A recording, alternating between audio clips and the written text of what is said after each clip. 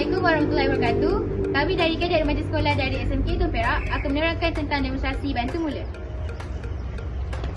Peti pertolongan cemas. Kain nandu untuk menyokong patah tangan.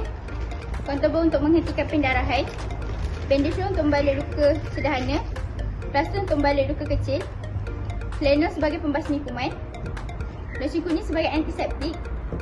Minyak angin untuk melegakan rasa pening kepala. Setik dilekatkan pada kain kasar.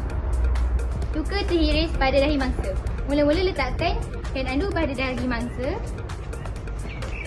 Kemudian ikat di bahagian belakang kepala mangsa.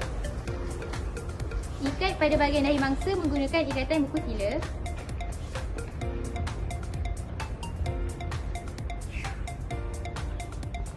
Kemudian kemaskan bahagian belakang di kepala mangsa. Bantuan awal kecederaan patah tangan. Pertama, mengambil bucu, hujungkan andu, letak di bawah ketiak dan lagi satu letak di hujung. Ambil lagi satu hujungkan andu, ikat menggunakan ikatan buku sila. Untuk kekemasan kuda, kita perlu gulung dan masukkan. DRABC. D danger, kita perlu periksa sekeliling mangsa supaya tiada peralatan tajam. R response, kita perlu tanya mangsa supaya disedar atau tidak.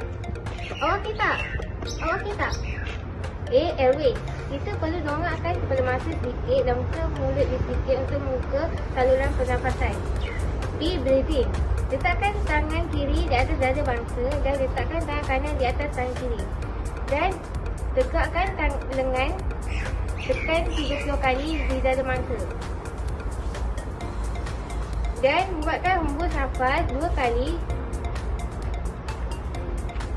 Ulang langkah ini 5 kali untuk buatkan satu pusingan lengkap. Ringkan badan mangsa dan letakkan tangan kiri di atas dada mangsa. Letakkan kaki kiri di atas kaki kanan mangsa. Sekian, terima kasih.